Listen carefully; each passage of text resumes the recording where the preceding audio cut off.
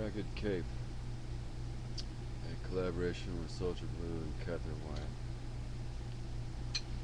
Your story is the same. The time it takes to read it shows the ragged undergirding of the patchwork quilt you attempted to make with the silk of Egypt's studies and the woven breadth of Peru. And while the fabrics might meld, the spiritual practice are its odds, before you ever tried such a disastrous lacing of what should not be in the same place, let alone in similar rooms of smoke and song. And you dance the fool's cap dance, and you place more people in one room of heated stones that are made to mutter and anger at the desecration of the sacred, of the deserts and the mountains, Machu Picchu and the Great Pyramid, stones of different homes. And there were those who paid for your grievous error, their flesh falling as their spirits rose upon the last journey, and you feel you should be granted leniency? There are reasons why such as Red Earth refuse to treat with you, and the fool's gold you offer people as a way to escape. The sacred is not an escape route to nirvana by anyone's path. It is life, and you walk through it, and as you work through it, helping others in service and grace as you go. Yea, we see your kind often. A little bit of knowledge is dangerous in the wrong hands. Of one who sees only dollar signs as the sacred cannot be bought. And as melodies of harmonic wealth drip off your tongue, O Lord, for the desperate, you claim that you are responsible for all the things you manifest, and yet you now ask for leniency as 3 lay dead. Due to your plastic medicine, the weaving of ways, 5 days to become a spiritual warrior. And you took their money, promising rebirth, delivering them to the jaws of death in ceremonies you had no knowledge of. The ragged flapping you hear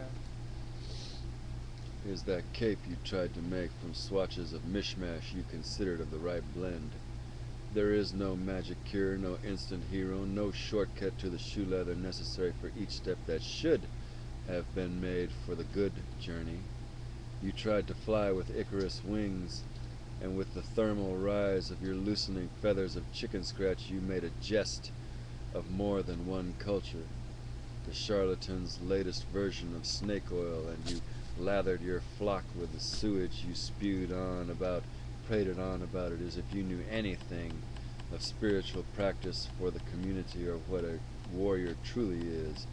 I am of the Hunka, of the people called Wojaje, children of the middle waters, you would say, Osage, and I do not accept you in my circle. Red Earth has no need of a ragged serpent with frayed edges of venom, whom through benignity and ignorance does more damage than was ever accomplished by true practitioners of the arts of healing and prayer.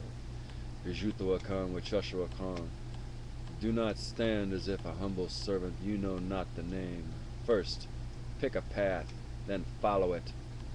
There is a word of humility you should learn in the time you shall spend thinking of instead of harmonic wealth. It is a simple word with a depth you have yet to discover. It is this: Seva. Learn that word. Service. Set it before you and see what that truly means. the price paid after they paid you small fortunes for big lies was life lost in a quest for rebirth. Yes, you delivered it, but through the stripping of flesh, blue feathers and saffron robes, you are a caricature of New Age meldings. Too many colors mixed together create black. Now with the ash scattered on the winds of those lives lost from your lack of conclusion, you appeal for a lighter sentence when you dealt a permanent death sentence to those who put their trust in you, James Arthur Ray. Your smooth tongue led many into the wilderness. There are many paths of the mountain, and the sacred space you invaded would not tolerate the unholy spiritual soup you sold, the price so high. Where is your ownership of such a debacle now? You are a clown, no warrior. And those sages who sit in the mountain caves grow weary of those such as you. Blind guides with large bank accounts, will your dream team manifest the leniency you seek? Wouldn't that money be better spent making reparations to the loved ones of those you misled into their graves? You spend it instead to save your own skin. Perhaps in time doing time is the risk management we all need.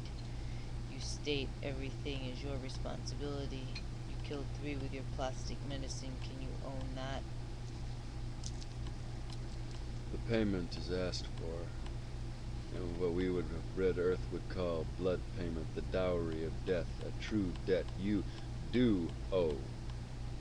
As the dervish whirls, as the paint flies from your fate, we see clearly you are a clown, the sad imitation thereof, and certainly no sacred clown, for if you were, you would have noticed the apish gloss as you tried to shine on those who bought into the intros you gave them for plastering banana peels to their forehead and saying how sweet they looked with their newly acquired golden shell bindi they just bought for $10,000.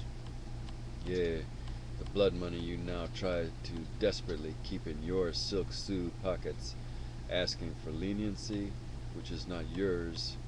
That was before the wrongful deaths. Now, as the charlatan upon another stage, it is your turn to pay. Look in the mirror. See how ragged that cape is? The one you made from others' bones, the cipher of immortal bone you know not, as you wheedle your way, hoping for the good graces that now also are not yours.